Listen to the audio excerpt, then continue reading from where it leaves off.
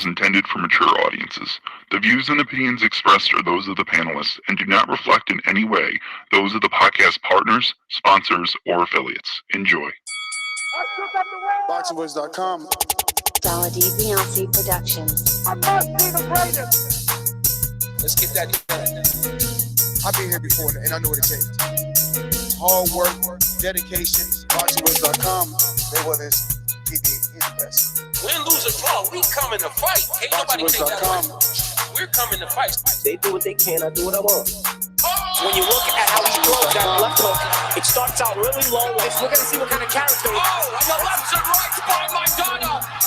And it's all Marcos Maidana here. A lot of those punches off his shoulder. I think anybody out there listening or kid, anybody, I think that's a dangerous deal to make. I think Welcome back, ladies and gentlemen. Welcome back to another edition of the Boxing Voice Radio. I am your host, Nestor Gibbs, joined alongside my man, Michael Gross. And we're back for another one. We're going to be talking Spence, Garcia, and everything in between. We're going to have a sparring partner of Errol Spence on the show as well. We're going to be getting his insight. What does he think? Why? Because he is naturally a light heavyweight who spars frequently with Errol Spence. So now that we know that this fight is taking place March 19th or 16th, I believe, 16th, March 16th in Dallas. So we all going to Texas. It's on Garcia versus Errol Spence. A lot of mixed signals on this one out there, but this is what we're going to be talking about if you're interested. 1-425-569-5241 is the number to call in. And add Nestor Gibbs on Skype to be part of the conversation if you want to call in from anywhere in the world, absolutely free internationally. I speak it, believe it, receive it. Speak it, believe it, receive it. Speak it, believe it, receive it. I can't say it enough. I speak it, believe it. Two attempts, handed bands over. Sicko hit, shot and miss. Two to stand over. Breadwinner, huh? Look who in the building. Let me check my Instagram. I might be at 1 million. ThaBoxingvoice.com. Yo, what's up, y'all? We back with another one. I know we've been talking about it for a while. We've been rumoring about it for a while, but yesterday we had some concrete proof that Errol Spence will be fighting Mikey Garcia in Dallas in March. So let me start doing a little homework, start digging. And is Errol Spence really that big? Is he really too big for Mikey Garcia? Can he take the power? So the best thing we could have done was go try and find one of Errol Spence's sparring partners and see if they would share some of the insight that they have with Errol Spence in the ring and ask him the really, really true question. Can Mikey Garcia actually beat Errol Spence? That is the question, isn't it? That's the only question, man. I mean, the fight been made. No more, I don't want to see it, or it's a mismatch, or it shouldn't be happening. The shit is made. Mikey wanted it. Errol accepted. I don't know, man. I mean, I'm pretty sure people kept saying that it was a mismatch for Kell Brook even after the fight was made between he and Gennady Golovkin. Yeah. I mean, but at the end of the day, we still let it happen, though. Well, even Canelo feels that Mikey has a very tough task with the Spence fight, but this is what Mikey wanted. You know, you got Canelo's attention now. Yeah, Canelo's cool, but Canelo's just being realistic, though. I mean, everybody's saying the same exact thing besides Mikey. So, and did you see the fucking face-off? Like, look here, man. I don't want to call another grown man small, but Mike is not a big guy. And Errol Spence is somebody who's sucking down from one, whatever he's coming down from to welterweight. I'm just saying, if Mikey fucking pulls this off, Mikey might be the best fighter in the world, hands down, period. Possibly, man. Possibly. Listen, Sugar Ray Leonard was asked about this fight, and, you know, he did the same thing. He was a 5-divisional champion. He did the unthinkable back in April of 1987, you know, when a lot of us were just very young. And he did it, I guess it was even more irrational, the decision, what he done before he done it, because he was unretiring. He was coming out of retirement after like 35 months off. So, you know, he also moved up from 147 to 160. It's not like Mikey moving up from 135 to 147. This guy's going up from 47, which is Floyd. You never heard Floyd trying to go up to fight Gennady, as big as Gennady was. Gennady did 1.3 with Canelo. When Gennady was calling out Floyd, what the hell you think that shit would have done? It would have been a nice number. But at the same time, let's because Troy King brought it to my attention yesterday. Fighters who like back in the day fought at 135 always normally moved up to 147 because the 140 division hasn't always been right there. So I mean, whatever. I mean, it's not unprecedented to see Mikey moving up to 147 because, like I said, we've seen it before. Look in your messages, bro. Look in your messages. The one that I sent you personally. Okay. But yeah, I mean, man. like, I don't really. I know, but the 147 is a nice division to be in. I know what Mikey's doing, but at the same time, that's a big guy you're trying to fucking call out, man. Errol Spence is not one of those guys that came up from 140. Not one of those guys that started at a lower weight. This guy can fucking probably fight at 154 if he wanted to right now and be a champion.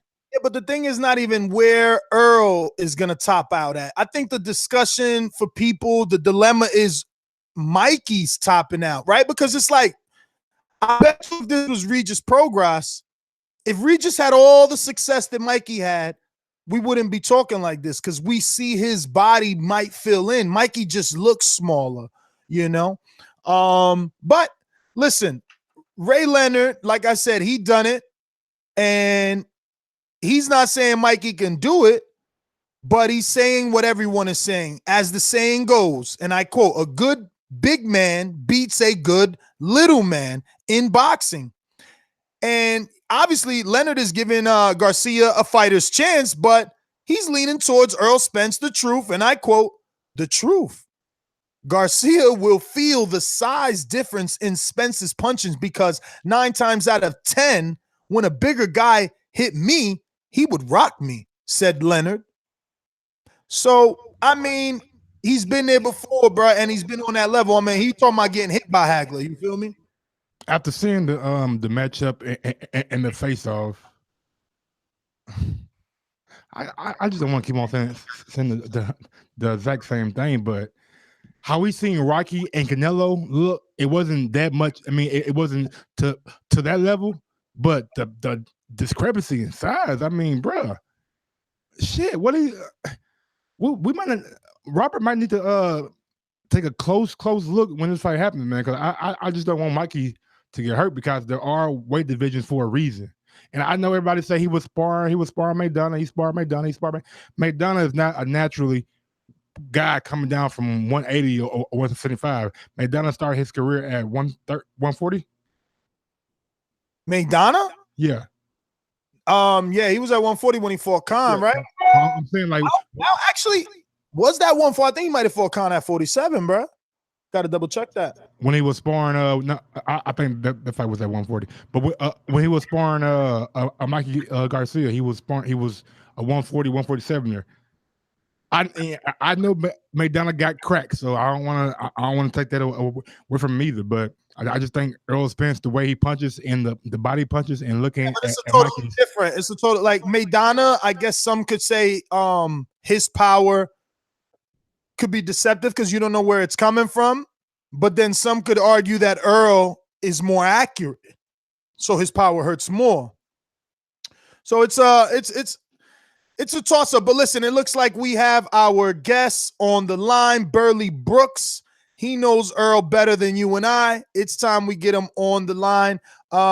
Would you like to introduce him, Mike? Absolutely. You know me. I'm always a sucker for it. Go ahead. Ladies and gentlemen, we have a very, very, very special guest joining the show today. He is a two-time Golden Glove champion. He is a top 10 amateur in the country. Just qualified for the U.S. National Championship team on December 2nd. Has an amateur record of 54-7. Currently in camp with Jamal Charlo and Errol Spence. Jamil Charlo and Errol Spence. No other than Burley Brooks. How's it going today, sir? Hey, how y'all doing? Appreciate y'all for having me on, man. Thanks for being on, sir. Thanks for being on. How's the weather down in Dallas, man? It's cold down here, man. It's real cold out here. It's about 35 out here. Damn, y'all got cold quick. I was in Houston yesterday, and I seen flurries when I got off the plane. I was tight, man. Oh yeah, it only get cold one time out here, so we just gonna push through it. Well, let's talk about bringing the heat, because I've been to Earl's, gym and camp, and I've watched you spar him. And I told Mike, yo, let's reach out to Mr. Brooks, because he's been in there, and he's a big guy. But I don't want to give anybody a misconception about your weight. So can you clear it up? I'm under the impression you're at least 178 pounds, right? Yes. All right. And what division do you campaign at? Right now I fight at 178, but after the U.S. Championship in December, I'll be making my pro debut, maybe on the Mikey Spence undercard in the middleweight division. Now, as an amateur, how close to your weight do you walk around? Because, like, you fight at 178, but what are you walking around at? Like, you're not fighting today, right? Nah, I walk around 185, 186. Wow. Now, I'll be honest. I told these guys time and time again, like, I seen Errol spar you. Man, who else was there? It was a few people, but the ones that stuck out was yourself. And Adrian Taylor, the cruiserweight. Yeah, and Adrian Taylor, the cruiserweight. And he fought Cam Austin that day, right? Yeah. So, out of all those guys, I felt like you did the best in terms of obviously defensively. You seem familiar, or at least comfortable with Errol in there. You kind of can anticipate certain things that he's doing. So you were defending certain punches better than the other guys. And it really impressed me from a defensive standpoint, but it also impressed me from Errol because how big you are. Not just your weight, but physically you're a big guy. Like in the ring, you use your jab too. You're not just some slugger. You're an intelligent boxer that leads with the jab and doubles and triples. And I don't know if that's a fucking Errol Spence gym thing, but you guys all dig to the body. It was just impressive to watch.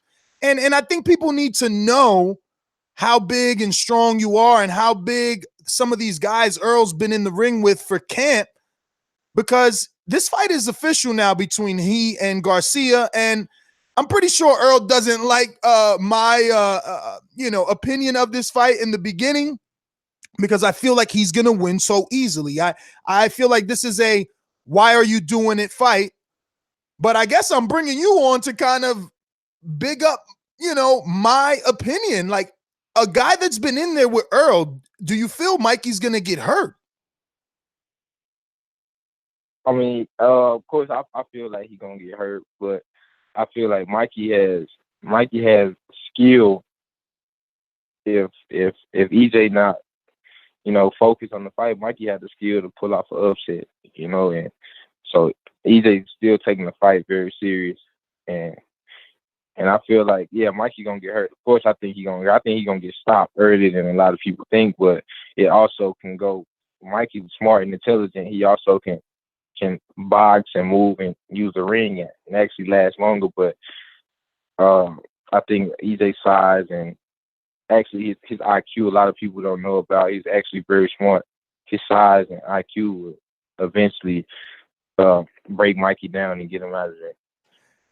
Now, Mr. Brooks, if Errol and Mikey, the fight goes past 5 rounds, do you feel the same about the outcome? Should he get him out of there before the 5? Does it matter? as long as he still gets him out of there? Or is it just a win is a win is a win?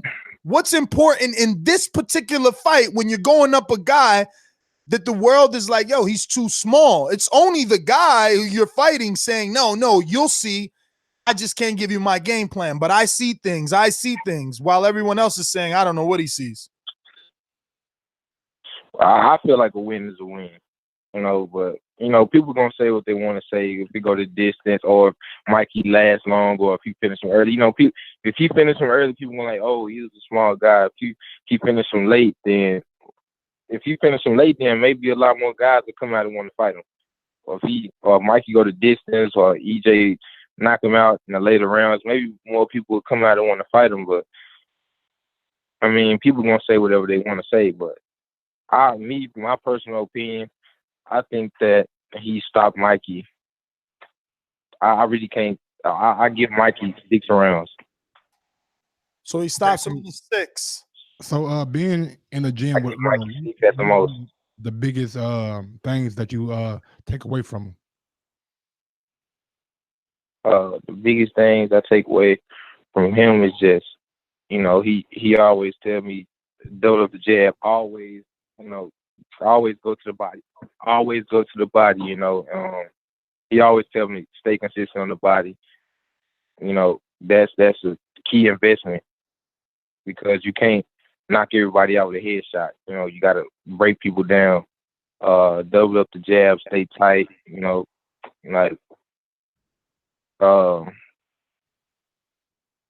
just moving my feet and keep my chin down. And, I take a lot from him. He's actually a smart guy. A lot of people, they think that Errol, he just come in and he just bully people, bang people, but he can actually box. A lot of people don't know that. They think he just come and knock people out. They say he don't move his head or he don't do this, but ain't nobody brought that out of him. He showed a little bit with Lamont Peterson, but if you can go in and knock the guy out, hey, you don't get paid for overtime. Get him out of there. Like a lot of people, they just, I've been in the ring with him. I see him all the time, been in the gym with him.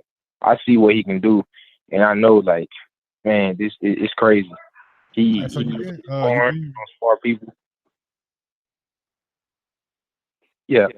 I'm sorry. I didn't mean to cut you off. I was gonna say you've been in the ring with him, and everybody not everybody, but majority of boxing fans think Errol Spence is probably the best in the welterweight division, and he's very, very special. What makes Errol special or more special than the other welterweights? I say his work ethic. I see a lot of fighters, a lot of 12-round fighters, when they start camp, they only sparring 6 and 8 rounds. He come into camp, he already sparring 12. He worked hard. I run with him. The way he run, his pace when he run, his 6 minutes, 6 miles, his pace when he run, his work ethic in the camp. Whoa, wait. You said 6 minutes, 6 miles. He's doing minute miles? No, he doing no. 6 miles, 6 minutes a mile. 6 minutes. Oh, that's still very fast. That's very fast. Yeah. That's top 10%, I believe, on my run. Yep. And he, you've been there, you seen him spar all 4 of us. He do 19, 18 rounds straight with all big guys. He had 4 sparring partners, all big guys, and he doing 18 rounds straight with all of us. You seen, his work ethic is crazy. He don't come into camp out of shape. He always come into camp in shape, and that's just something that I admire and I look up to him. All right, so we got to ask about the elephant in the room. You could choose not to answer this. Obviously, boys will be boys, and I mean that in the sense like that's your people's, right? But like, obviously right now, ever since that press conference, people are questioning his work ethic because they watched him look intoxicated during the Porter-Danny Garcia fight post-press conference when he was talking about, Terrence Crawford's resume and stuff like that. So is that just I really don't know too much about him drinking and then like that. I don't really know too much about that. That I don't know nothing about. Like Mr. Brooks, I got you, brother. I got you. He's a 25-year-old man, 26-year-old man. He's young. He has money. He's going to enjoy himself from time to time. There's no big deal. True. Yeah, So, that's what I mean. People drink socially with their friends, you know. But I never seen them drink. I never been around them while he was drunk. I never seen him do it, so I don't really know much about that. So how many pay-per-views you think this cracks? Because this is a pay-per-view. They chose Earl and Mikey out of everybody. I mean, you had Keith Thurman, who was a unified champion. He was fighting on Fox. He did $5 million, and they didn't choose him to do a pay-per-view. I mean, they chose Deontay, but next up was Earl and Mikey. So everyone's expecting big numbers. What do you think this cracks at? I mean, they know. I mean, it's obvious, man. People know. And Keith, come on now. Keith hasn't had a knockout with none of the top. He called himself one time. He ain't knocked out none of the top. Since he started getting that top level competition, he haven't got no knockout. I mean, they know. You can see the obvious. You know, Keith Thurman, he's not a pay-per-view fighter. To me, he's not a pay-per-view fighter. The only way he has a pay-per-view fighter. Yo, B. Yo, Man, speak that truth, baby. Speak that truth. Thurman bashing out here, all right? Hey, man, he ain't saying nothing that everybody else ain't saying. We all say the same thing. Only way Keith Thurman gets that pay-per-view fight is if he fight Earl, or if he move up and fight somebody with a big name at 54. But I don't see Keith getting a pay-per-view fight at 147. I mean, I got nothing against Keith Thurman. I like Keith Thurman. But it's the obvious, you know. And they know that Mikey and Earl, the big fight, is going to be here in Dallas, Texas. It's going to sell a lot. Texas. Mikey got a big Mexican fan base. EJ from Texas, he got a big Mexican fan base. I mean, it's perfect. It's the perfect place to make the fight, and two perfect fighters with a big Hispanic fan base. Let me ask you. No. Since you burst my bubble and you feel like Earl's going to trash Keith, you know, my co-host, he's obviously cousins with Terrence Crawford. So he feels like, you know, Terrence, Earl. But I mean, I'm gonna keep it real. He actually feel like Earl ducking Terrence, let's be honest. So yeah, what do you feel about that situation? The fight and the fact that Earl is saying like, yo, I'm not going over there. I got stuff to handle over here, and we'll worry about Terrence Crawford later. I feel like I don't feel like he dug him. I feel like why waste your energy and breath? He already done tried to get the fight. He know. I mean, he been trying to get a lot of fights. He having a hard time getting fights with Thurman and Sean. So I mean, I don't think he want to just keep wasting his breath talking about this Crawford fight. He know it's not gonna happen, and they know it's not gonna happen. He got business. He can just fight Mikey, and after he fight Mikey, and who knows, he might get Sean or Keith, and then he has the opportunity. No, it's over. Opportunity over here on the side. It's over. Like if easier opportunity, he fights and beats Mikey and does well, like all his fights should be pay-per-view next. Like the Thurman fight, unification, that'll be pay-per-view. The Sean fight, unification, that'll be pay-per-view. He just got to win, and the numbers got to be right. We got to support him. We got to buy this. You know, either man that wins, you feel me? If it does well, like if Mikey wins, holy shit, he's the new Canelo. There's a lot riding on this. I mean, for Earl, you know, obviously everybody got him as the favorite, but you know, Mikey got the motivation of a lifetime. If Mikey beats Errol Spence Jr., he moved up 2 divisions and beat the boogeyman, and he's Mexican. It's over. He's a pay-per-view phenom. But what are the chances of that happening? You know? Well, that's why we brought you on the show, because you in there with them punches and blows. I mean, you tell us what are the chances in percentages? Ain't no chance. I'm just gonna keep it real. You know, I don't know what EJ gonna. You know, EJ he gonna say 50-50, but I know it's no chance that Mikey wins a round in that fight. Damn. There's no chance he gets one round. Not one There's round? no chance. I'm not just being biased neither. I'm not being biased. I'm being 100% honest and just stating the obvious. Like it's more obvious for me because I'm in the gym with him. and I see a lot of things. And I've been in other I've seen other people spar. I've been to New York and watched people spar up there. And I just see, like, I've seen different looks of different champions and different other pro fighters. And this Earl's is like totally different. Like, it's totally different. I don't see Mikey winning one round. Hey, Burley, I want to rewind just like real quick. How did you end up getting connected with Jamel, Earl, and Derek James? Oh, I just came up in the gym with EJ.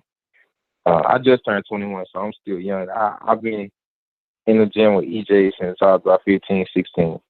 And with Jamel, I got connected with him when Coach Derek started training him. So, and who's your head trainer? My head trainer is Roger Rogers. He's the owner of R&R Boxing Club. Okay, I remember him. Another question that I got for you: when Earl fought Ocampo earlier this year, how was the atmosphere down in Dallas? Was it a big buzz about it? Was everybody talking about the Errol Spence fight?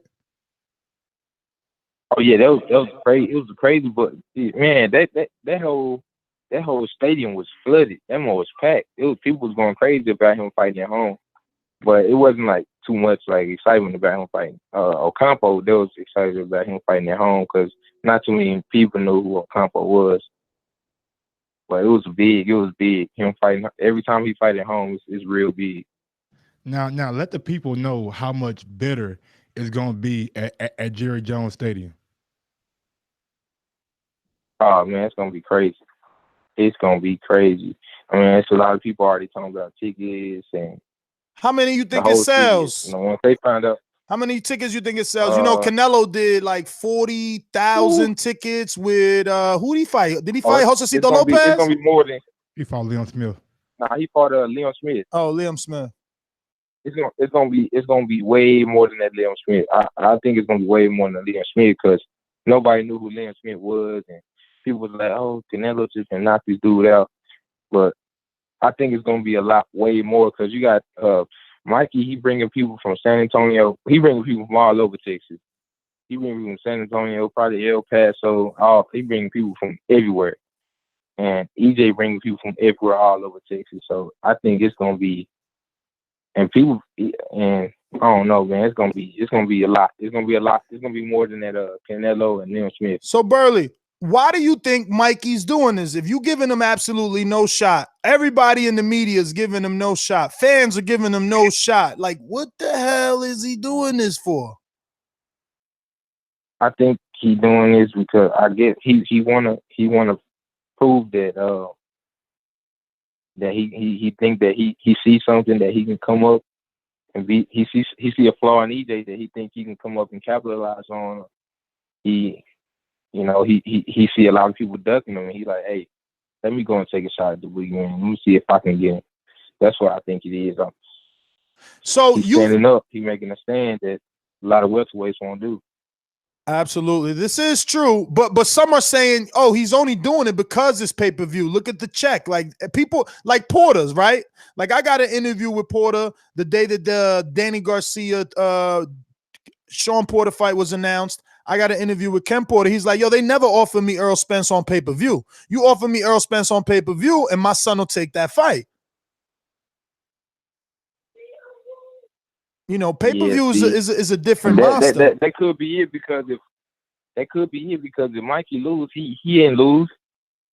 Exactly. If Mikey win, oh man, he won. But if he lose, he ain't lose. Exactly. Mikey lose to EJ, he can go and get another big fight right after. I was gonna ask you, when was the first time like you realized like, oh shit, this dude Errol Spence can really crack? And he hit me with a jab. Jab? He hit me with a jab my first time getting, because I used to just go in and just throw punches at him. When I was like 16, 17, I used to be just the defense guy. I just go in, throw punches at him, help him work on his defense for like 6 or 7 rounds. And then later on, as I started to get better and better, he started working me lightly. Then he started working me hard. Then he hit me with a hard jab. and like I kind of got dizzy a little bit. I was like, oh man, that was the jab. I wonder what the left feel like. So that's when I really just felt the power. It was one of his jabs. Hey, what went into your decision on not going to the 2020 Olympics? I just felt like, because I spar with a lot of world class professionals, and some of these guys. Yo, you got a name drop, bro. You got a name drop. Only time I cut off is when I need that sauce. Come on, Burley. You sparred a lot of world class professionals like Errol Spence Jr. Who else? I sparred a lot of world class professionals like Errol Spence Jr., Jamel Charlo, Robert Brand, Samuel Clarkson, Earl Newman, Adrian Taylor, Jonathan Steele. I sparred a lot of world class professionals, and I get in there and I hold my own. And some pros, I get in there and I hold my own. I go tick for tack with a lot of them, and a lot of people my style, I have a style. I don't have the amateur style. I don't have that point style where you just go in and just throw a lot of punches, point. I don't have the amateur style. I actually have a style like Earl's. Like I break my opponents down and I eventually knock them out.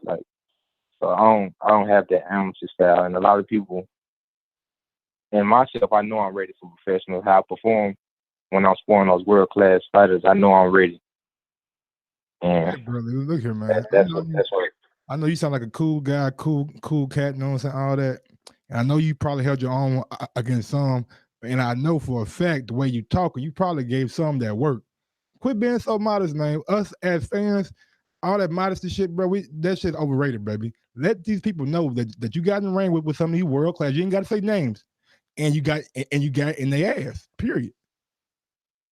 Yeah, I got in some world class, but I stopped some. I didn't put it on a lot of them, a lot of world class fighters. So a lot of world class professionals. What division would you start your career and then eventually want to be at? Because a lot of amateurs start off, let's say they're gonna fight at 54, they start off around 62, start working down until they get in that top 10. Then you start seeing them at 54. Like where is Burley Brooks starting that career at? I think I'm gonna start my career off at 168 and then possibly move down to 160. And because I don't want to push my body like, just go straight down to 160. And I'm at 178 right now. I don't want to just boom 160. I want to start at 168. See how my body feel right there, and move down to 160. If you don't mind us asking, what's the walk around weight?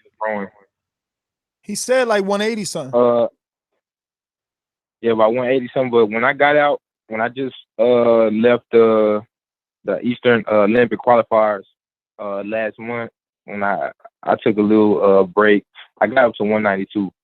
But that's just me just chilling and just eating. But when I'm in the gym every day, I'm training and I'm running, I'm walking around about 184, 185.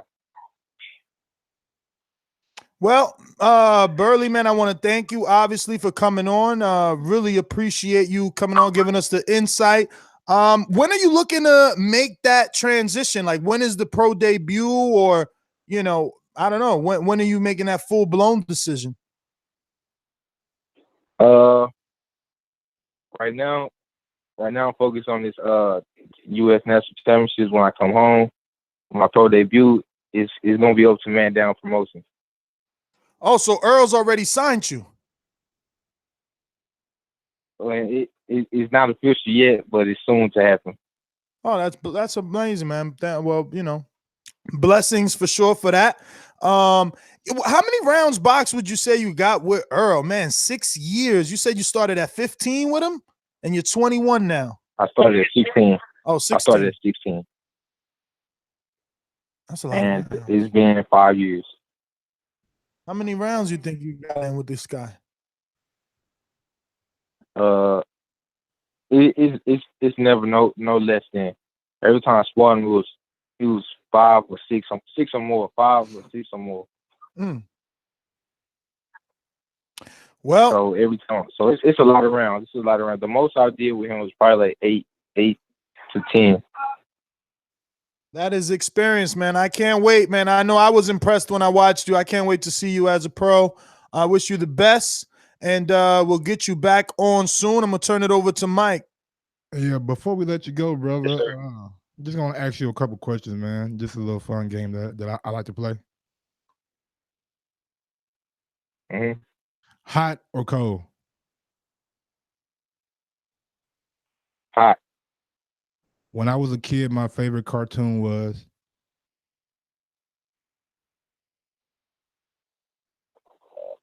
Tom and Jerry. My favorite kind of ice cream is? Vanilla. If I had one superpower, what would it be? Read minds. If I could only listen to 3 albums for the rest of my life, what would they be?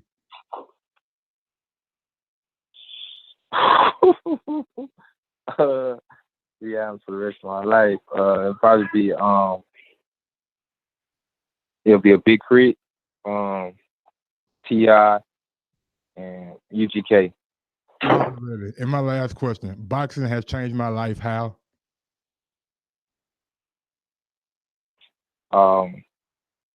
Humbling. It humbled me. Okay. Well, go ahead and give the people. Brooks, man, thank you for that interview. Go ahead and give the people your social media, bro, so they can follow you if they're not already doing so. And once again, man, thank you for your time. It was a great interview. I can't wait to have you back. And Mike's segment was pretty dope. Burley Brooks on Facebook, Burley Brooks. On Instagram, Bad Burr, BADBUR_, and on Twitter, Burley_Brooks. And I appreciate y'all too for having me on. No problem, brother. Pretty soon we're gonna be visiting the camp of Mr. Brooks, bro. We're gonna be doing some camp lives on you, man. Thank you for coming in, and we'll keep our eye out. Want to just remind everyone, we're going to be doing our flagship Thursday show today at 7 p.m. Eastern Time, 4 p.m. West Coast over there in LA, Las Vegas, Central Time at 6 p.m. for you. And at 7:30, we'll have Abner Mares, who's supposed to be fighting, good old Gervonta Tank Davis. So definitely head on over to, excuse me. Definitely head on over to patreon.com/ThaBoxingVoice and put your questions for Abner Mares in the Ask Abner Mares post to have your questions asked live. Also, today at 5 o'clock, we'll be doing the live conference call with Tyson Fury. There's only one. Tyson Fury. So definitely tune in with us at 5 p.m. And tune into the live conference call. There's no other place that's going to have it live, so you might as well come over here. And then we'll be taking calls and discussing whatever he says. Hopefully, we get a call off, we get a question off too, and I'm pretty sure that round table is going to be thicky, but we'll try it anyway. What else do we got? Anything? Oh, we're going to be reviewing all this weekend's fights again. We're doing Thursday's show today. Unfortunately, you couldn't get this announcement any sooner, but I'm going to be going to Miami to visit Luis Ortiz tomorrow, and I'll be back tomorrow. It's a one-day trip, but it's an all-day trip. So, yeah. And what Burley say his superpower would be? Read minds. I loved it too. I love that segment, bro. I hope you keep doing it. I love that segment. That was pretty cool. To read minds, which is a great superpower to have. I mean, I guess I know the mind is powerful. So like having that power, you can figure out a way to manipulate things in your favor. But man, I don't think my superpower would be what you thinking. I'm thinking my superpower would be an actual power. Feel me? Like, let me fly. or fucking be invincible. Let me, you know what I'm saying? Let me be something that's gonna be a motherfucking game. I had somebody say some shit that was so fucking cold, and I forgot what the fuck it was. It was Jessica. I forgot what she said. She said some cold shit. I was like, what? That shit would be hard as hell. You're right. But yeah, follow me on IG at Gross1911 or on Twitter at Gross2312. Got a couple more interviews that need to be uploaded today, so check out for those. And well, we got a couple of callers. We're gonna get out to real quick. So really quick. These calls are brought to you by El Camino Electrical Services, experts in electric vehicle charging stations. For consultations and turnkey installation, visit us at elcaminoelectricalservices.com. Going out to the Nolia. NO, stand up. Ladies and gentlemen, I'd like to introduce to you a young fella, and he comes from the Magnolia.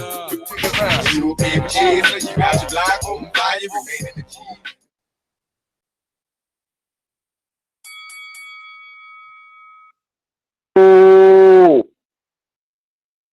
What up, homie? What's going on, big baby? What up? What up? Man, ain't nothing, man. Shit, bro, good interview. Shit, but that one y'all did with Ryan and Shield, that motherfucker was fire, man. I like that type of shit, bro. Yeah, we gonna interview with we about to turn it up, man. It's gonna be interviews every single fucking day from now on, man. Me and Mike working out here. Fucking Treyway. Shit. man, yeah. See, Ness, y'all putting pressure on the game right now, bro. And everybody who don't know, I'm gonna tell you something right now, bro. Like Dan Raphael and you know what I'm saying, all of them big, like, you know what I'm saying, them big time motherfuckers, like, you're not getting the accurate motherfucking information from them no more. All the accurate information that I've been getting, this my point of view, been coming off the motherfucking Boxing Voice and shows like the Boxing Voice on YouTube, man. This the new wave, like, bro. If you want to be in the know, you got to get on shows like this, man. You heard me? Because just like when Errol Spence was on the podium talking crazy and all that shit, everybody just think he just was drunk, just talking out his mind. But if you don't watch the shows on YouTube, you won't know the backstory.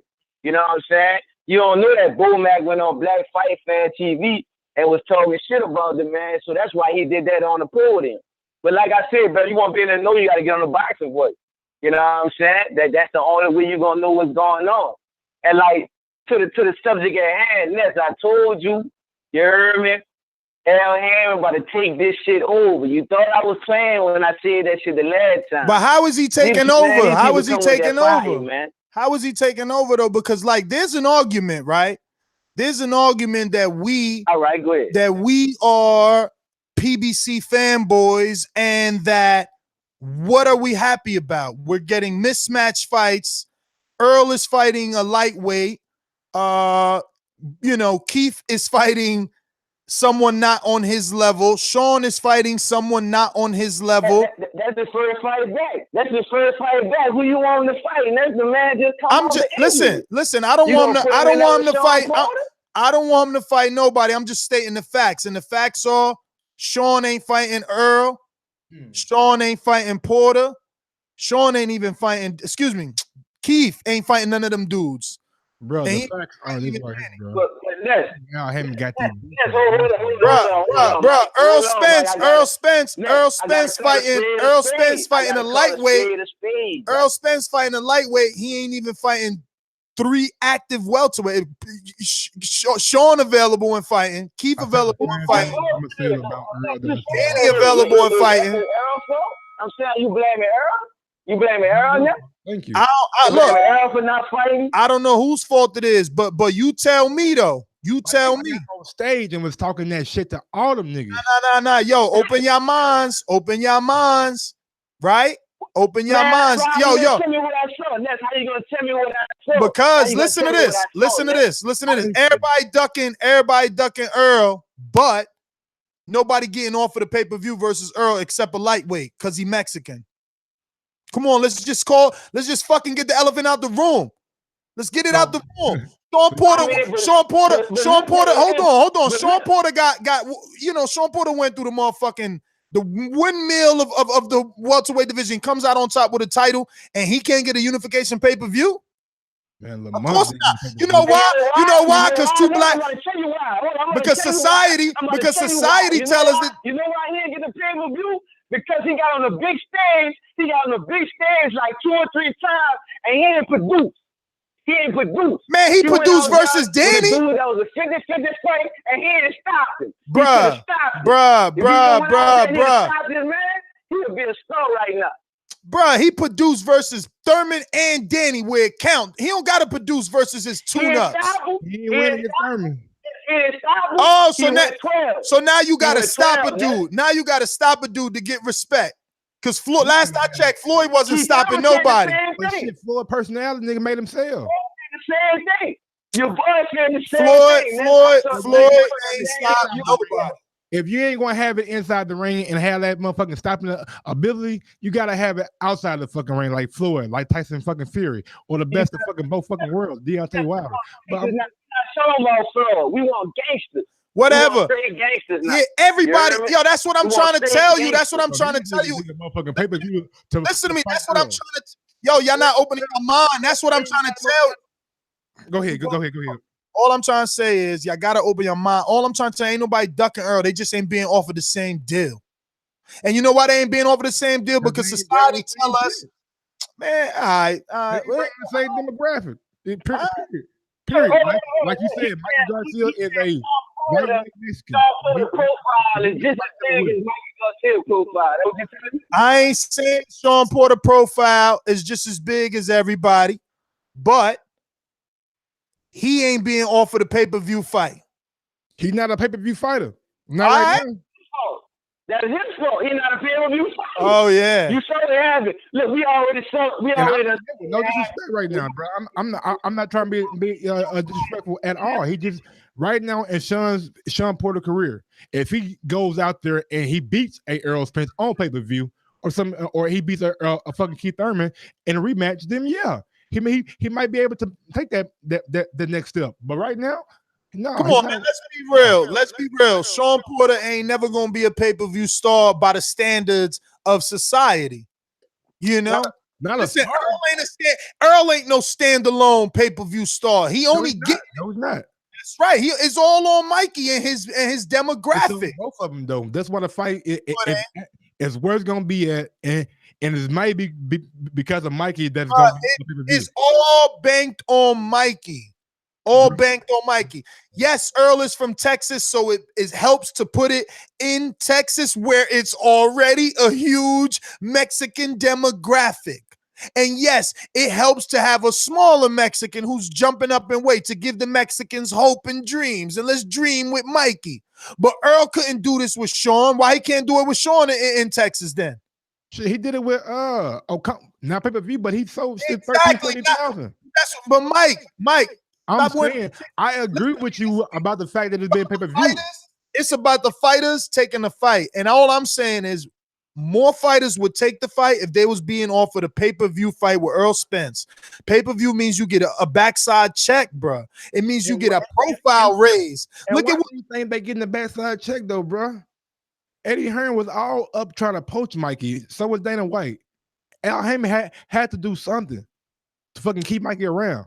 Listen to me, Mike. I hear that Dana White and this guy was doing whatever they was doing, right? So he's giving Mikey a big fight to keep him over here so he don't go over there. But he ain't got no big fight over there. This is the big fight. All the big fights is over here. All the inventory for Mikey, especially for Mikey, because again, Mikey wins this fight, it's fucking over. Oh, yeah. He's new Canelo. I mean, I want to see what that world looks like if he wins. You know what I'm saying? Bro, any fucking from the LA area, fucking Hollywood right there for him. No, he's like, because he's accessible too. He's more of a people's champ Mexican. Like Mikey's chilling with the people. So if he wins, it's crazy. It's over. You know what I'm saying? But anyway, let's move on.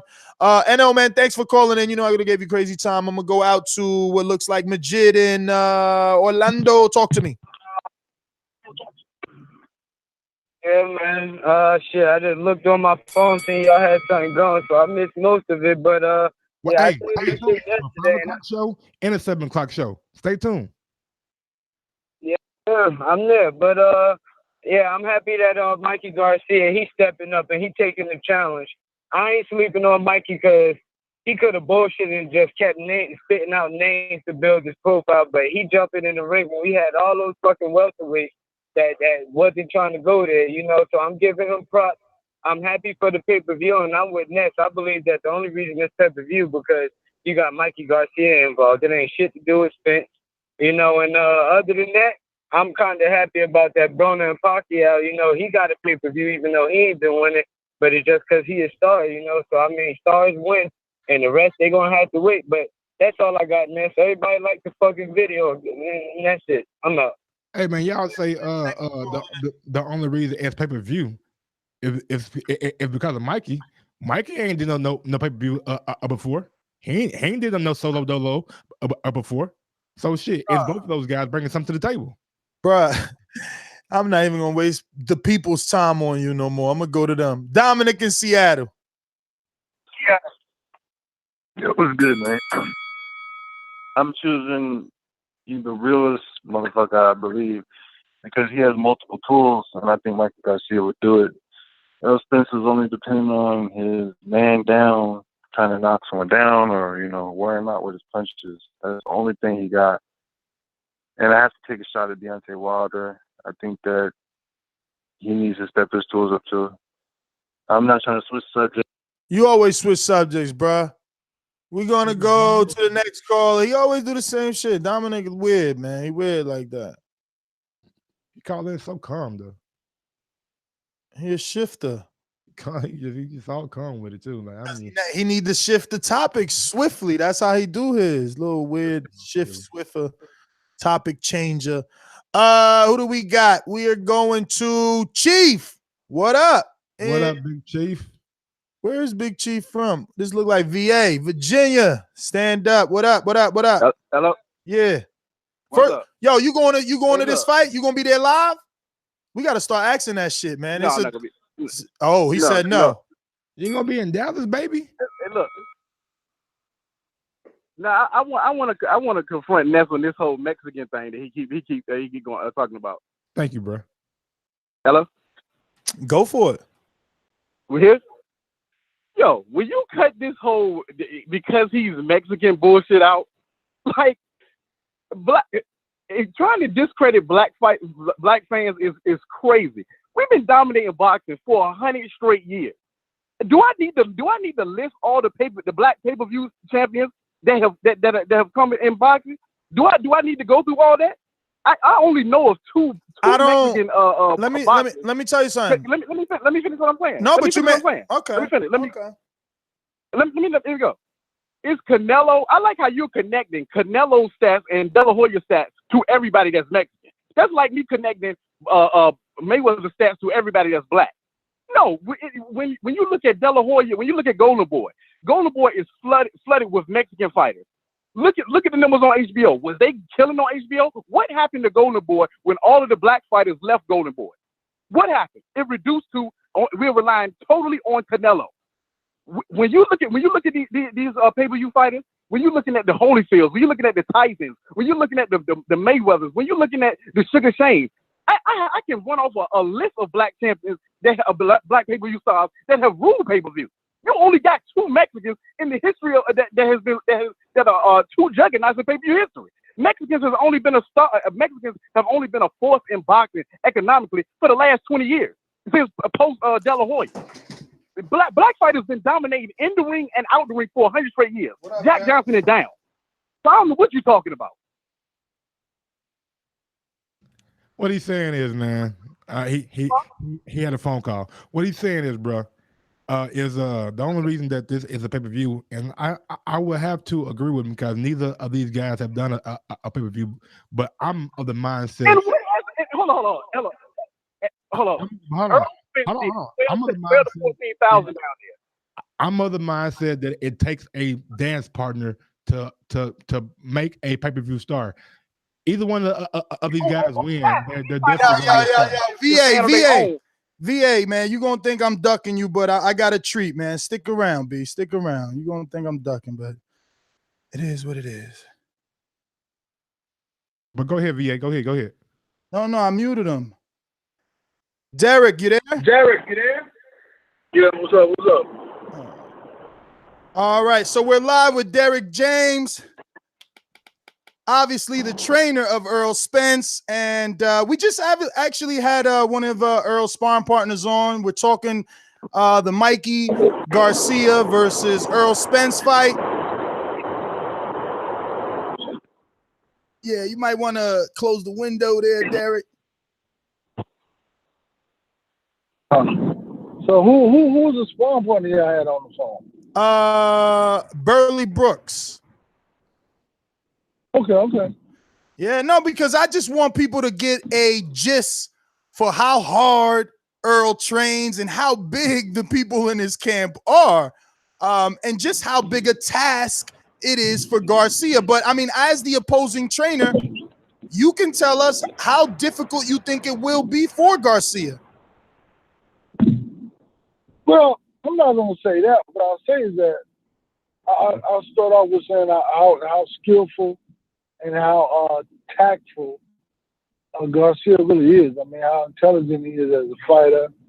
And that's really where he has great defense, and so that's really what you have to penetrate. So it's not going to be an easy task. I mean, I'm not saying we won't do it. I'm just saying he's a good fighter. I mean, he's a very technically sound fighter. I mean,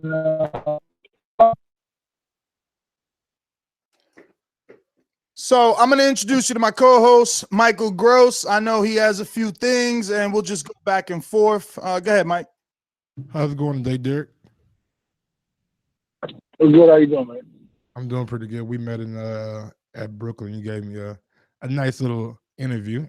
But real quick, with Errol Spence sparring partners, are you guys going in like trying to get a specific look, or are you telling the sparring partners just to go in and like fight how they normally fight? Be themselves. I mean, be themselves. I mean, the strategy and tactfulness and what we're going after is what I do on the mitt. So it's not about what they do when they do whatever. We let them be themselves. Now, since this fight is not a typical fight that you get Errol ready for, and you're, facing a smaller guy, do you change the size of your sparring partners to get him used to the size difference, or do you keep him with bigger guys so that the power, if Mikey has it and carries up, doesn't affect Errol? I mean, we keep doing everything we've been doing, man. I think that, Mikey is smaller. He should be faster. But, I mean, his greatest strength is intelligence. So, you can't mask that into size or speed or whatever, weight or whatever. It's intelligence, what his strength is. So I think that you have to just focus on being just as intelligent and just as tactful. Now, Derek, let's just keep it all the way 100. How do you keep Errol Spence from being complacent? Because in the casual fan's mind, the average fan's mind, he's going in with a guy that's 2 divisions smaller than him, and he's trying to move up to 147. And we all know Errol comes down from a bigger weight. So how do you keep Errol focused on the task at hand, knowing that this might be, I won't say a walk in the park, but not one of his toughest fights? Well, man, I don't have to keep him. He has his own self-motivation, man. And on the fact with my intensity, I'm gonna bring like an intense workout, working my intensity, so he has to be focused. I mean, but this is all him, man. I mean, just like this is all Mikey's choice. Mikey decided as a grown man, as a champion, challenge himself. No different than what Sugar Ray Leonard did, Ray Robinson did, or Roy Jones did, Chavez did, or all these other guys did. Floyd Mayweather did, Pacquiao did. All these guys have moved up to fight bigger guys. I mean, it's not the first time it's ever been done. I mean, we just have to stay focused and be our best because he's a good guy. I mean, so like the walk in the park idea is just disrespectful for a guy who's a champion. And I got his name, Pacquiao, was smaller than everybody. He came up and dominated as a champion, right? I mean, you got Mayweather, who's smaller than all these other guys. Yeah, come on, Derek. But Pacquiao ain't never fight nobody like Errol Spence. Like every time he moved up, listen. You're right, listen. Yeah, because every time he moved up, there was like a, De La Hoya was kind of drained. Margarito had to go to 151. Cotto was at a 144. Like he never got Earl at his real weight. And especially Earl start camping at 170. Man, yo, Earl big, man. He's strong. I don't know. But look, I'm not saying any of that. You haven't asked me that. I'm talking about Mikey, so I'm just saying it's not like it had never been done before. And I think that, because this is my adage is always, I've said this on the show, that a small guy will be the big, good guy any day of the week. But a great guy, a small great guy can be the, but Errol, I think, is considered to be a great guy, so it's going to be a little more difficult task. Man, I welcome it because you got to understand, we not only fight Mike Garcia, we fight Robert Garcia also, and vice versa. They not only fight Errol Spence, they fight Derrick James also. So it's the knowledge of these. This is like, there's no other fight like this.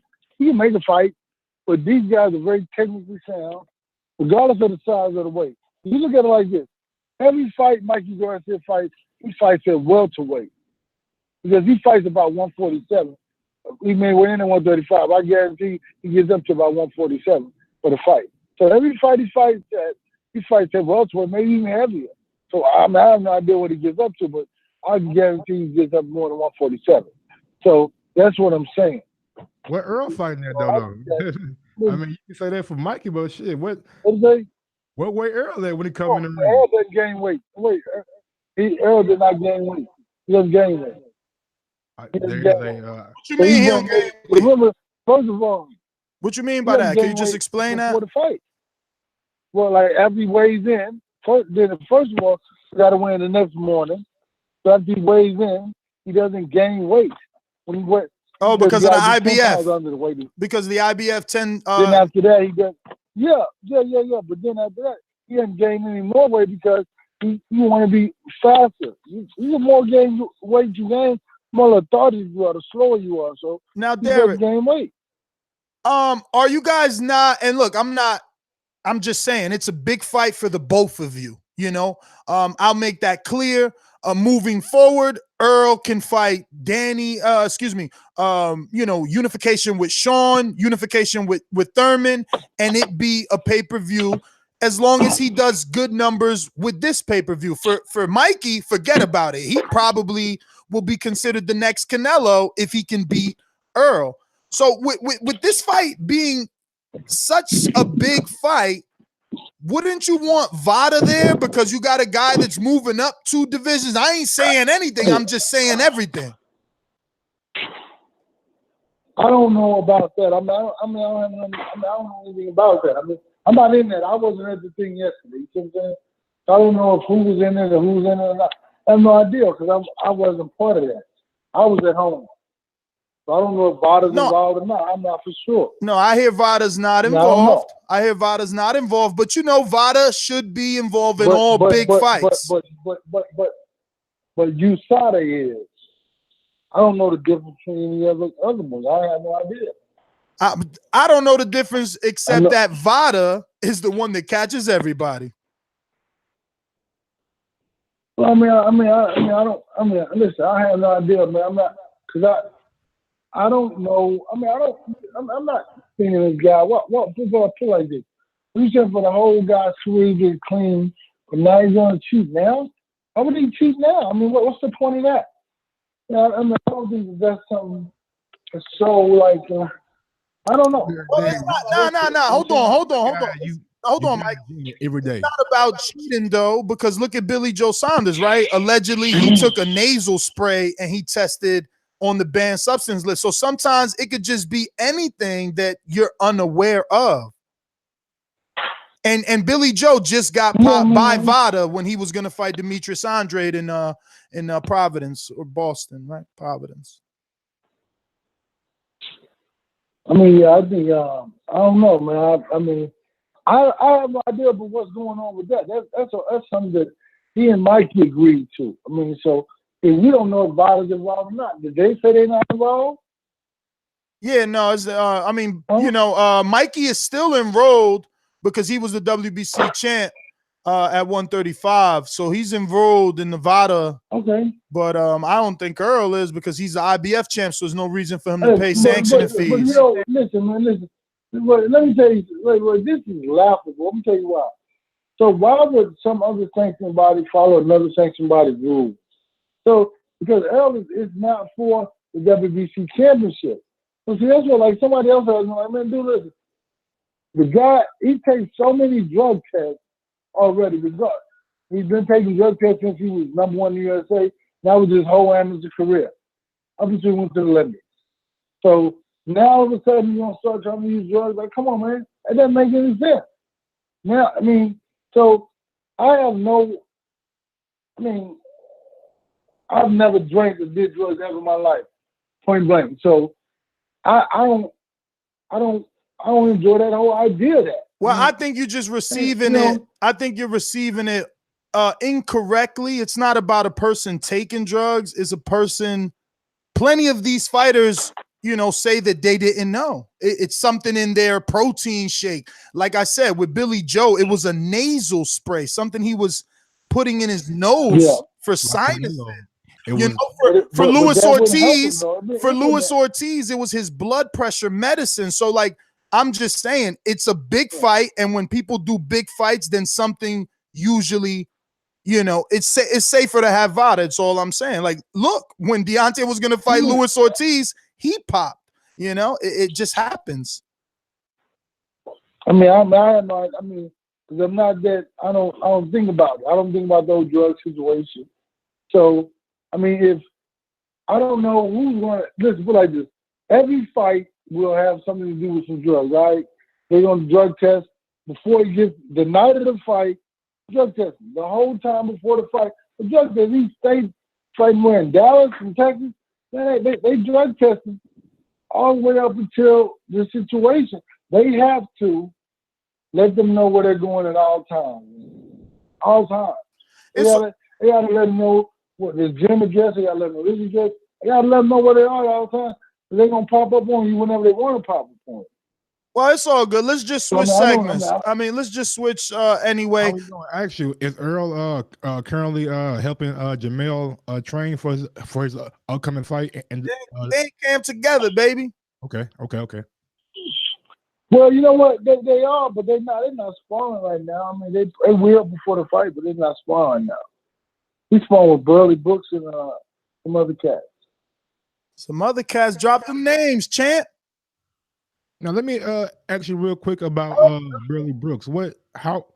Damn, Mikey was just about to drop the names. I don't think he was. Not with you stepping over him. Come on, let's go with Burley Brooks. What's up, man? Ah, man. I told you he was gonna hit. I told you. I know Derek, man. He didn't give you everything. I'm always gonna show some love to the cats, right? Oh, come on, man. You know, I'm listening to my man. That's my guy. Now, how good do you see Burley Brooks being? I know you like help out with his training or whatever. Is he going to be a guy that's able to contend down the road, in your opinion? I believe he's a good young amateur fighter. I mean, whenever he goes through the whole Olympic process, whatever, he'll turn into a good pro fighter. So he's a good young fighter, man. Really, with a lot of potential. So let's spicing this up because we're doing 1 for 1. Me and him, Venus and Serena, right here. We're going back and forth with you. So mine's is, do you know if Sean or Keith were ever offered the Errol Spence fight? If they were ever offered a fight, or would they be offered? No, were they ever offered to fight Errol Spence? Come on, man. Why would you ask me that? Man, what? Simple yes or no. Simple yes or no. Simple yes or no. Put like this. Was I in the room? No. But I heard it happen. Okay. So do you know if Keith and Sean were offered the Errol Spence fight on pay-per-view? I mean, well, they got other situations going on. The Mikey deal popped off before. Put like this, no, it didn't happen. They didn't have him on pay-per-view. But before the Mikey deal was probably in process, and the whole pay-per-view came about after, the Sean Porter, they didn't know anything about it. So, but they probably offered him a fight, which I'm sure they did, from what I heard, but it wasn't pay-per-view. So, had it been pay-per-view, it wouldn't have made, I don't know if it made a difference or not. Oh, word? So you don't think Keith or Sean would have took it on pay-per-view?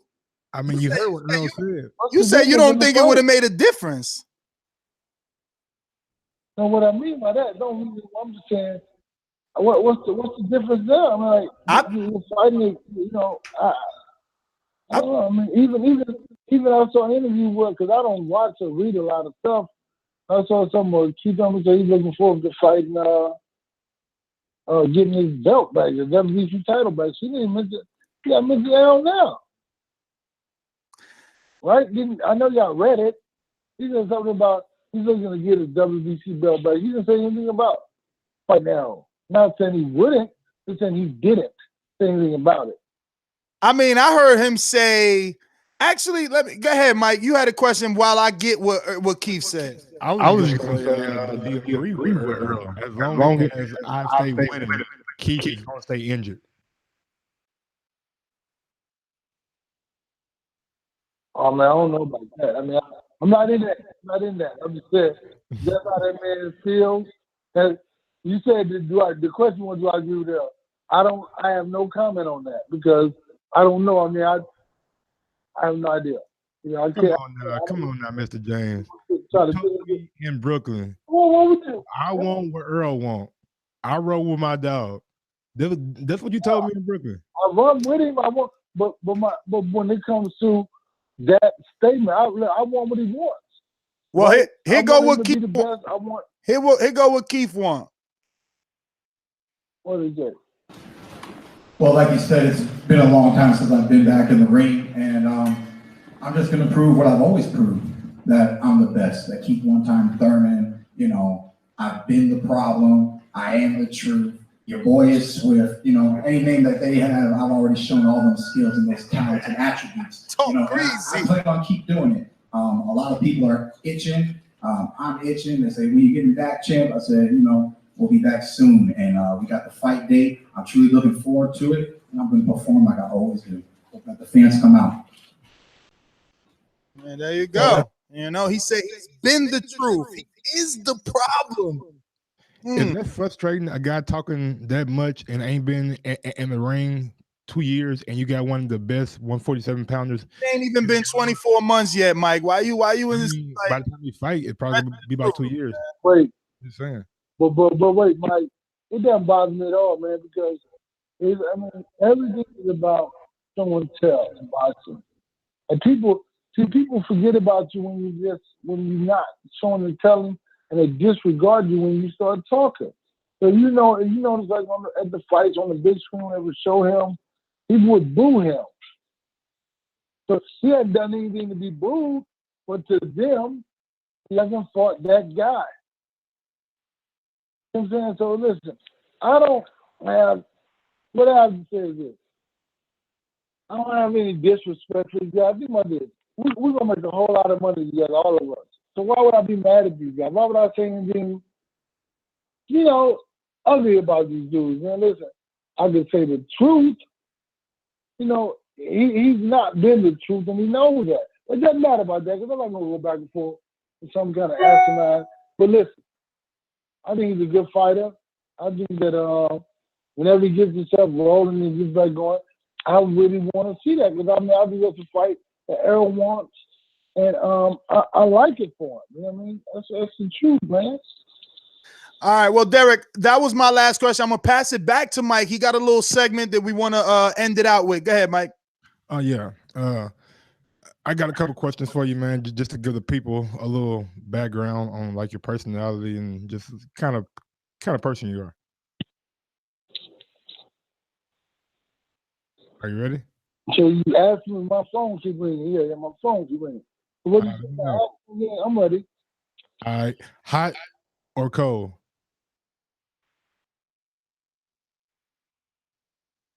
I'm in the middle. I'm in the middle. Okay, first time I heard that one. When I was a kid, my favorite cartoon or TV show was. Hey man, I used to watch. Oh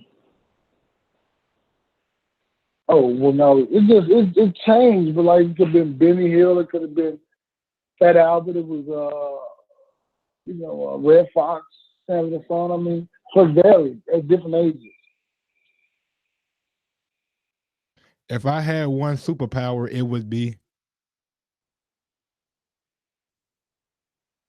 To make everybody else nicer. make everybody else nice. Okay, that's a good one. If I could only listen to 3 albums for the rest of my life, they would be. Hey man, John Coltrane, Love Supreme.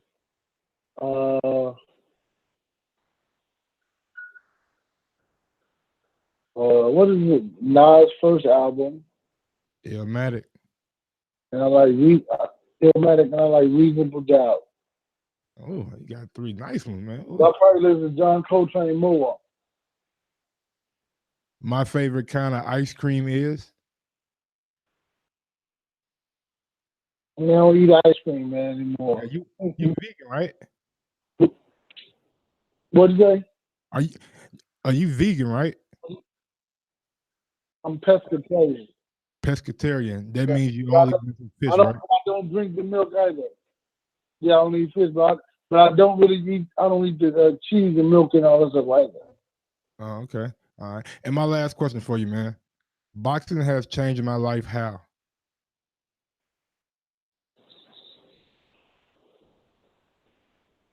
Hey man, without boxing, I wouldn't be here, man. I started boxing at 5 years old. It's made me the man that I am. It taught me my rules to life. If you get out of boxing, what you put into it. It gave me fame and popularity and financial stability, but at the same time, it's giving me travel around the world, being on the USA boxing team, travel around the world. I mean, so it's like it's done everything. Look at all the stuff that's different. So think about that. I mean, so it's like, hey man, I wouldn't be here if it wasn't for boxing. I'm not saying this particular point or moment, but to be the man that I am, to be able to make the choices I made, and to be able to survive the crack era. You know what I'm saying? It's boxing. It brought me through the crack era. I'm not even thinking about going down that road, not drink alcohol in high school, to, not be what everybody, not try to fit in with everybody else, but to be my own guy. I think if I was a weak guy that couldn't fight or whatever, I would probably buy into the idea of team this and team that. And to be able to stand alone and be an individual is something that you have to be a man about. You know what I mean? And so that's what boxing. So it's not just 1 or 2 words what boxing means to me. Absolutely, absolutely. Now let the people know where they can follow you and catch you looking all dapper and Dan, all fresh on your IG page. Well, man, you can follow me on Derek D. James 1 on Instagram, and Derek D. James on Facebook. But yeah, man, I mean, I go to a lot of events. I'm kind of a little social every now and then, and I interact with a lot of people with a little status, and I go to certain situations. That's about it. Man, you just hey, man, your swag game off on 100. I ain't gonna lie to you, man. You're a nice fashion choices, man. Nice fashion choices. I'm just happy he ain't mentioned no Big Crip in his top 3 albums. Well, you know what? I heard he's good. I never heard of him before, though, man. I really kind of like live in the box, man. You know what I mean? So I mean, I heard he's good, but I haven't heard of him. I mean, I haven't heard anything done. But I did it was good though. I'm always thinking John Coltrane, Love Supreme. Hey, Derek, man, stop ducking me, B. You be ducking me, man. Hey, man. I hear the bell ring. I got to get off it, man. Hey. Yeah, you know what Jamel said, man. I'm supposed to be able to come up there, man. You've been ducking me. Hey, I don't know. But listen, you was in Houston, man. What you talking about? Like, you know? Yeah, I was over there with Ajagba. I was with Ajagba. Yeah, but I could come back for you. You know that. you know you the man, baby. You got that new gym too. I need to see what that smell like. I ain't been there yet. Come on. But I'm gonna let you go. I know you're a busy man. I know you're a busy man. I want to thank you, obviously. Brand new, man. I'm mopping, I'm cleaning. I'm mopping and cleaning the gym up all day long. See? I could be there mopping and cleaning for you. You want me to mop and clean? I go mop and clean. No, man.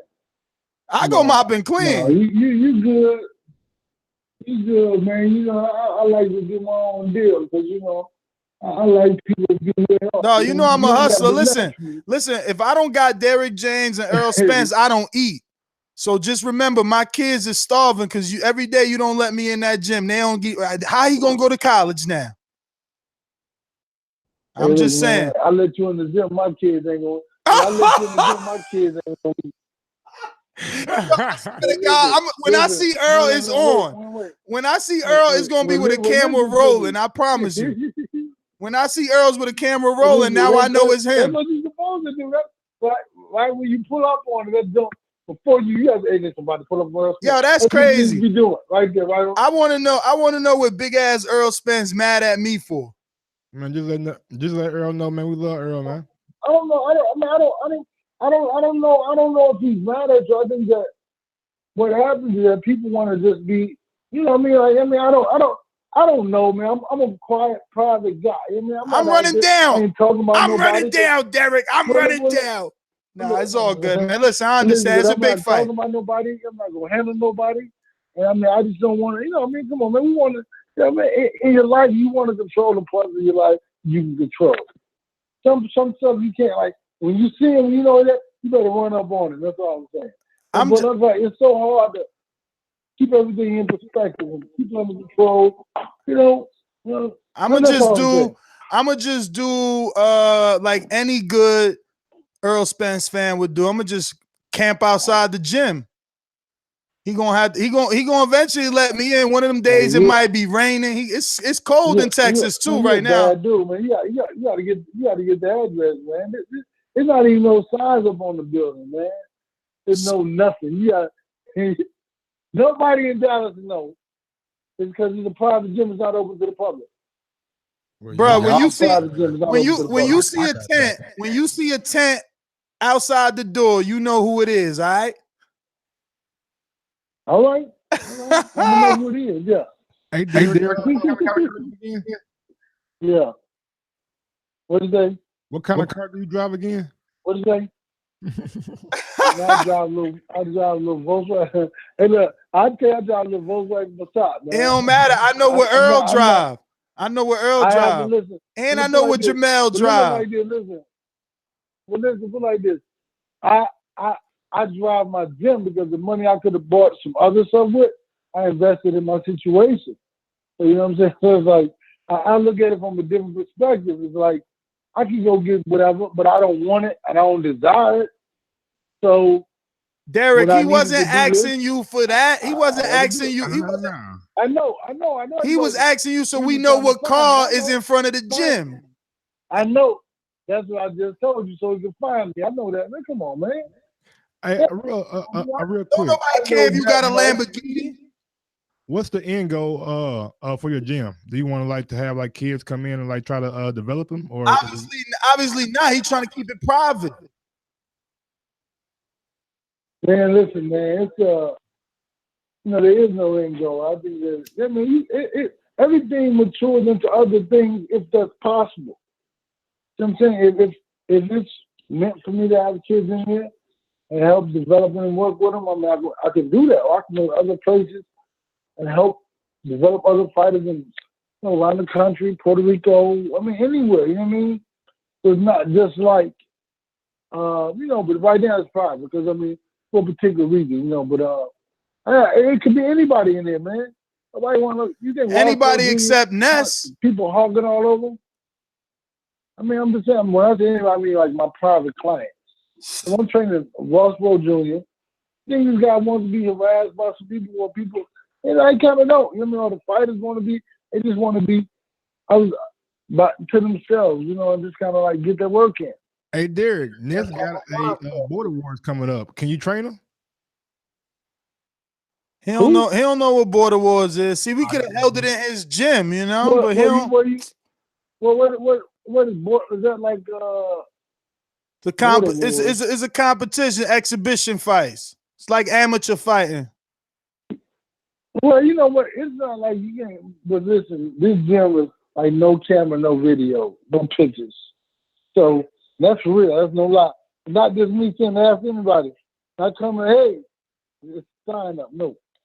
So man, I'ma believe you. I'ma believe you. But every day y'all posting something on Instagram, just saying. All of y'all. We can, but we can do that. Listen, we can do that, but like nobody else can. That's the thing. What I do, we can do it. Why can't we do it? But Jamel said I could come though. Jamel said I could come. So all you gotta do is schedule me when Earl not did. You can come to Houston. How you gonna? Earl not gonna be here though? How you gonna tell me I could go to Houston? I'm talking about Jamel, not Jamal. Look, listen to me. Anyway, we had this conversation off air, Derek. We gonna have this off air, man. Whatever. You all got me over here crying. I'm about to go all right now. I swear to God. Because Earl about to be a pay-per-view star. You don't want to let me in the gym. That means my kid, he gonna have to drop out of college. I swear to God, this don't even make no sense. Once Earl beat Mikey, what I'm gonna do? Hey man, you gonna be getting it too. What you talking about, man? Not if I ain't in that gym. The next Mayweather, and I can't even interview him. That don't make no sense. I'm done. Mike, take over, man. I'm gonna look for a new job, man. Hey, nothing, Mike and Ness. Hey man, listen, man. Hey, Derek, man, thank you for giving us the time, brother. Thank you for giving us the time. I know you're busy, man. I don't want to keep you any longer. You gave your social media. You thought you wasn't going to even get me. I know. You did because you're like, man, I'm going to hit you up. I know. I hit you up, man. You busy, man. You busy now, man. You busy now. You know what? But look, I still work my full-time job, too. And I run the gym. Why? Because of the medical? And I do in-home clients. Oh, man, because, look, man, if you, how can your life change if you don't change your life? You know what I'm saying? So if I don't change my life, it can't change. Meaning that if I keep doing the same shit, I get up in the morning at 4:30, 5 o'clock, whatever it is, I'm getting up to go to my job and come to the gym and train the fighters and go to somebody's house in the morning. So tell Earl. I got what I got because of my hard work. I'm not gonna quit working hard because I'm getting what I'm getting. That's what I'm saying. Make sure you tell Earl it's Mike that is a Crawford fan. That ain't me. I don't know why he mad at me. It's gotta be he mad at Mike. Mike the one. I don't think he's mad at you. He gotta be. I don't think he's mad at you, man. All right, you say that. Look, man, look, Mike, look. I'm still an Errol Spence fan too. There's another Crawford fan. Don't get it twisted now. I'm still an Errol Spence fan. Anybody. I like both of them. Man, Crawford a bad boy. Crawford a bad boy. There's nothing wrong with that. I believe you got the ability to love who you want to love, brother. So listen, you that's what you need to be doing. If that's what you like, I don't have a problem with that. Because listen, man, this is the thing about Crawford and what's the trainer name? Brian McIntyre. I'm not mad at them. Because when it happens, we're gonna make a whole lot. Why would you be mad at somebody who's helping provide for your family and kids? Why would you be mad? Why would I be mad at them? Or why would they be mad at me? We're providing for our kids, and the only way we can do that is fight each other. So why don't be mad at a dude who helps send my kid? What you say, your kid in college? Help send your kid to college next. Why would you be mad about that? That's what I'm saying. But come on, man. I ain't mad at B-Mac or Terence Crawford or my man for liking him. That's what I'm saying. Shout out Errol Spence. Yeah, but not everybody wishes that their superpower was to make everyone nice, you know? Right? You kind of remind me of me, man. Just so. Oh my God, how narcissistic! I mean, bro, he's nice. Man. He's a nice guy. I think I'm a nice guy too. I mean, but you think about this, man. Well, if everybody was nice, everybody else would be getting along. Oh man, everybody would be able to dwell in their own lane, be as good as they possibly can be. Nobody hate on them, nobody comment about this situation. Because everybody could be the people that they want to be.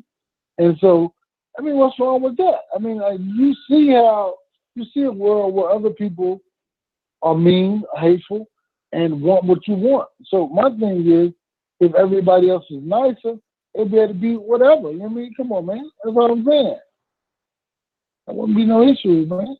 It was nicer, but like this. If everybody was nicer, then women would be telling those men no at nighttime either. You know what I'm saying? So see, you know what I mean? It all works together, man, you know? You know what I'm saying? You're right. But Derek, man, thanks again, brother. And see you soon. Wish you the best in this camp. Mike, any last words? Thanks for your time, Mr. James. Thanks for your time. Hey, brother, and I like Mike, because I know who he is, because I met him in New York. He interviewed me right when you walked up. Yeah. You know, so I know who the brother is, man. It's my first time seeing him, though. But hey, it's okay. You got somebody who you road dog now, who you hanging out with. I like that. Yeah. But if we don't get in that Errol Spence camp, Mike gonna have to find a new job because this ain't gonna be able to pay the bills. You know what I'm saying? He got a little daughter. Hey, you know what I'm saying? I think Mike gonna be all right. I think Mike gonna be all right, man. Lord, the Lord gonna bless him. Hey man, as long as the Lord gonna include Errol Spence and them blessings when we on the same page. yo, hey, man. I'm just saying, man. But go ahead, Derek, man, because we gonna be going back and forth all day on this one. I know it. Man, let me go. I'm in the gym, man. All right, man. Take it easy. Thank you again. All right, yeah. All right. All right, lady. Yeah. There you have it, Derek James, the trainer of Errol Spence. And 90 seconds. We had, Burley Brooks, the sparring partner of Errol Spence. I even called both Robert Garcia and Jr. Let me see how my texts are looking. Nothing there yet, but all right, let's get on out. We went to Majid, and we got someone here in the Cali. Listen, this one ran a little longer than we expected, so we're going to drop that down to about 45 seconds per call. And we want to remind you, we got a 5 o'clock show. 60 seconds. Live conference call with Tyson Fury for the big Wilder fight. This is not going to be live anywhere else, only here. So tell a friend to tell a friend to tell a friend. TBV is back with another one. Check your iTunes subscriptions. We've got a morning show that's out and hot, fresh out the oven. We working. Is this a new? No, it's not. It is. You gotta play the. You gotta play what's called. Did you already play it? We already played the callers. Okay, and make sure you have your thoughts in order. 45 seconds, y'all. 45 seconds. 45 segundos. We going out to Alex from Southern California. Ness. What up, brother? What up, Mike? What up, Ness? Yo, you supposed to switch me to Audacity, man. You gotta put me down as Audacity. 10 seconds. All right, I only give 45 minutes, so I'm gonna just stick to the topic. Yeah, I was hyped to see the topic and everything. I don't know, man. All I can say is when I saw them face off, I was like, damn, Errol Spence looks like way bigger than you. And my one thing was always like, I thought maybe Mikey was kind of like looking at Errol the same way that everyone looked at him, like, yo, he looks real basic, real standard. But then when they get in the ring with him, it's a whole different story, and he's special, like behind them ropes. You know what I'm saying? So I don't know. Yes. I like both dudes. I got love for Errol Spence. Got love for Mikey Garcia. But man, I just see Mikey Garcia getting hurt, man. I mean, he's got skills and everything, but and I hope it's a good fight. But I think it will be a good fight for as long as it lasts. But that's what I'm gonna say. Peace to you guys. Audacity, thanks for calling in. We're going to Marcus, DC. Go. Yo, what's good, Boxing Voice, man? DC is in the building, man. Great interview, man. Derrick James is he's a very honest guy. I know he think his guy is going to get him. He got the ultimate confidence, but I think he said some key things there that maybe people might have missed. He said, you know, some great little guys that came up and beat some good bigger guys. You know what I'm saying? And it sounded like what he was saying is, and the question I would have loved for y'all to ask is say, what type of fighter do you think? What type of fighter do you think Errol will have to be if he be fighting to bring out the best Errol Spence?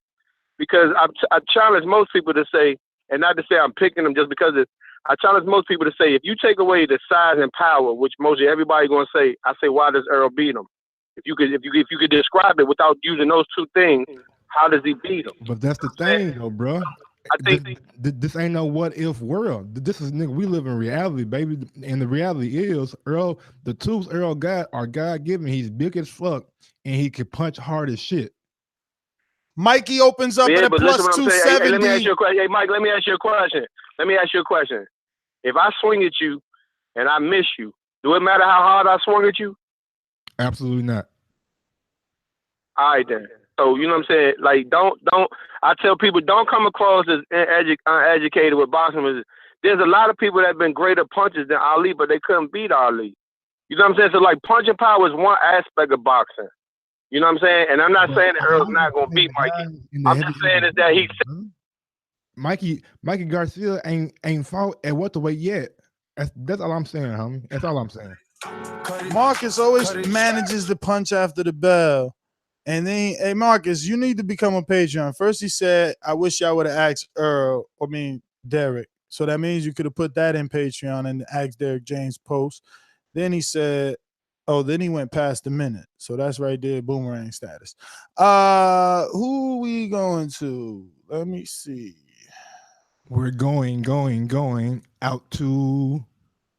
Actually, 5 o'clock, we got another show, Tyson Fury. And 7 o'clock, we're going to be doing our regular Thursday show actually today, because Thursday will be in the camp of Luis Ortiz. If you're listening right now, go ahead and smash that thumbs up button. It helps with the visibility of the show. And also, if you want to really help us out, go to the boxingvoice.com and click on the affiliate sponsor little link thing, and you will see Amazon, you will see Audible, you will see Bell's Buns, you will see my favorite, Blue Apron. And you can use all those hyperlinks and bookmark them so you can help us out by just the shopping that you do at those places. It costs you something because you got a shop, but the kickback for us is absolutely free. Thank you. Looks like we got a first-time caller, possibly, or just a lost number. In the 415 Milwaukee, first-time caller? Yo, first-time caller? Yeah, first time. I'm going to go ahead and play this first-time caller intro. After I do, let the world know your name and where you're calling from. Ladies and gentlemen, making his professional debut. Hey, yo, this is Delvon from San Francisco. Devon, what up? Delvon or Devon? Ain't shit, man. Bay Area. Delvon. Hell yeah, broadcasting live. Hey, man, I guess more or less what I noticed something yesterday at that little presser. I just wanted to see how you guys felt about it. When Errol said what he said, and Keith and Sean's response to me just seemed mad soft. And I just wanted to see how y'all felt about that. I mean, what was the response? Well, you see what Keith did. He went super political. And then, I mean, Sean Porter did the same thing. He just put on his running shoes and started backpedaling. So, I mean, we need the audio or mic. I haven't heard it, to be honest. I was traveling. I was in the FA's camp yesterday in Houston, so I was flying. I got to see a little bit of it. I heard Keith's part, like what I played for Derrick and a few other bites, but I didn't hear Earl direct anything to them. So I need to be made aware. oh, it's all good. I just think it's crazy in today's world of boxing where somebody can sit there 5 feet away from you and tell you they want to fight you. And then in response, you just spit out something that some PR guy taught you to say. So I just thought that was crazy. That's my call, though. All right. I wonder what exactly Keith said. Interesting. Did you watch the whole thing, Mike? Mike is gone. Mike is not there. Rick in Denver, talk to me. Get him, Ness. That fucking interview was tight, dude. That was like some fucking, oh man, what's that dude's name? Fucking that radio DJ in New York. Howard Stern shit. That was fucking tight. God, I love the boxing voice. That's all I got to say. Rick, man, thank you, and glad that you enjoyed that. We're going to go out to the UK. Thank you again for the kind words, Rick. It really does mean a lot. We're going out to Michael in the UK. Talk to me. Hey, Mike. Hey, Nez. How's it going? All right, all right. Yeah, good. Yeah, so I didn't hear the full interview because my internet was playing up. But in regards to Errol Spence and Mikey Garcia, obviously I saw it this morning. Yeah, I didn't realize the vast size difference until I saw it. I was like, what this is a big size difference. Errol Spence, there should be no excuses. Errol Spence should really put a hurting on Mikey Garcia. That's all I got to say. Yo, Mikey's special. What you talking about? He might be Pacquiao. Look, yeah, if he's the truth, we're gonna find out whether he's the truth or if he's a lie.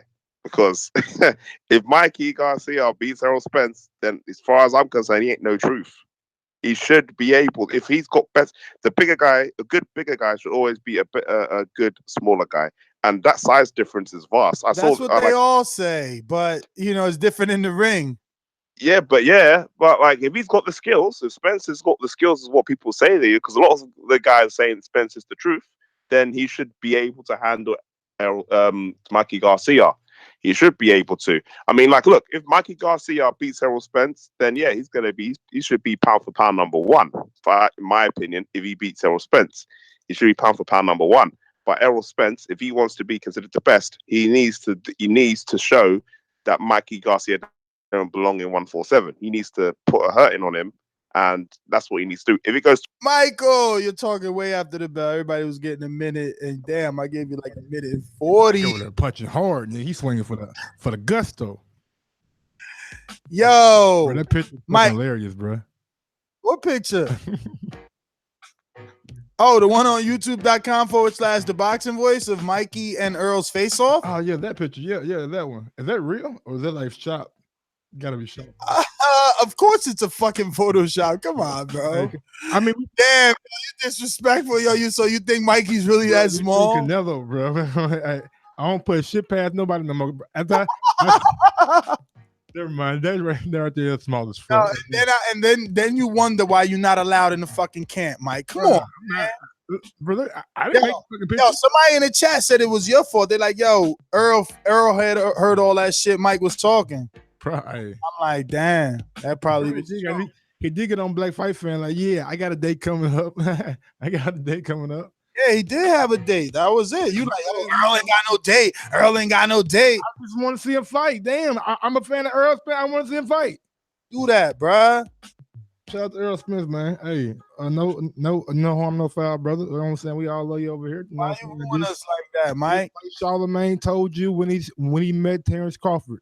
Charlemagne told Terrence Bud Crawford, I think you will lose to Errol Spence. And when the next week when you came to the Breakfast Club, he told you what he said. Yeah, but that's He's Charlemagne. I'm coming up, baby. I'm coming up. I got to reach for the goddamn stars, baby. I got to stars. Hater, man, you got us kicked out the camp. Now, baby. Look here. Mike got us kicked out so far out the camp that Jamel invited me, and he like, nah, you got to see Jamel in Houston. I'm like, damn. You was in the camp already, like before? Yeah, I was in that camp before. You got me kicked out. Now what you talking about? I ain't see you go to London with him. I ain't see you go to Sheffield with him. I went after that. I went for that fight. I just ain't go to London. Okay. My first time going to the UK was with Wilder. I'm just saying, man. Shout out Errol Spence, bro. I don't mean, hey. I'm only playing it up. Who the fuck knows that the person in the car? How many? That's somebody. You crying? Now you crying? Oh, you want to cry? I'm going to Omaha, baby. I'm going to motherfucking Terrence Crawford goddamn camp. What up, bud? What up, Bo Mac? What up, bud? You listen, Bo Mac. What up, gang? Hey, when I get down there, Bo Mac, check this out, baby. I know you was a chef. You know what I'm saying? You went to culinary high school and shit. Fresh BX said Ness got TV kicked out of bug camp, though.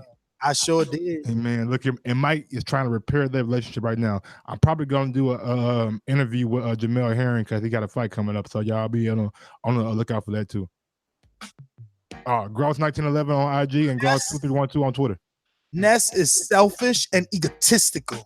He only likes fighters who give him interviews. Shaking my head.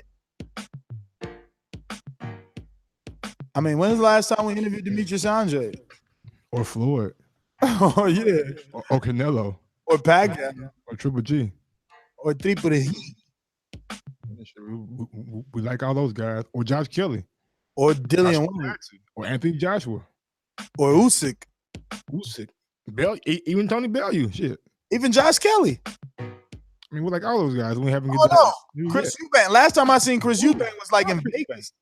It was like in Vegas, so I don't know what they're talking about. Hey, man. Y'all VA ain't on the phone, Kaz. VA ain't on the phone. When he get on the phone, we get on the phone, you know? If y'all say, man, y'all can say what y'all want about Chris Eubank Jr., but that guy work ethic and his dedication to his sport is fucking remarkable. I just wish he had somebody in there training them properly, man. If he had a proper training there, bro, I think he could make some noise, bro. Some real noise. That's right. OTKP is right. AJ ain't never interviewing with Ness. He ducking Ness. He is too. Yeah, bro. I caught him on a drive-by though. You know, I tried to be nice and remind him of his little rap. He didn't even remember his rap. Oh yeah. Hey, I'm like, how you don't remember your own rap, yo? Like, how you don't remember your own rap? Like, that's you see, I fucked with him because of that. It's like you could spit a little pop. We give you a couple words. Maybe two. Yo, you heard his new one and shit? He got a new one singing Jamaican with Benny Man and shit. Put the shit in there, bro. I put that in the chat, baby. Yo, my man AJ, like, yo, boom. You know what I'm saying? He all in Jamaica. Yo, I fucks with him heavy, dog. Like, he don't even know. He just be ducking. He be ducking the truth. Like, you can't duck the truth. Oh, like you be ducking, bro. I think once you get a certain amount of money, shit, you got that. Yo, he in Jamaica. You think like it's legal in Jamaica? Hey, look here, bro. As soon as they pass this shit for like, he started spitting Benny Mine, man. He was on that boom boom. But they shit trash though. Nah, you bugging, bro. You better go to Jamaica with Ness. Oh, okay. Crazy. But what the fuck I was gonna say? I was gonna say some fucking hard ass shit, bro. But I like totally forget. All that shit like peace. Social media, NSGTO. Catch us at 5 o'clock and at 7 o'clock today. 7 o'clock flagship show, 3-hour show, taking calls. We're talking about all this weekend's fights, plus PBC. Plus, we got Abner Mars at 7:30 Eastern time, 4:30 West Coast. Make sure you tell a friend and tell a friend. Peace. And y'all never know who else might be on the show. Y'all name somebody in the chat and Mike can motherfucking make it happen. Canelo. Y'all want Canelo tonight too? Canelo! I don't speak Spanish though. Canelo! I've been trying to get Canelo though. My Golden Boy Connect is like, it's gonna be difficult. We're thinking of planning a media day. And then I hooked you up with him. Have you talked to him? I sent him your number and everything. Motherfuckers be emailing, bro. I be like, I be having shit already scheduled and shit. See, I told you it's a hard world. You wanted that world. I'm out. It's not even a hard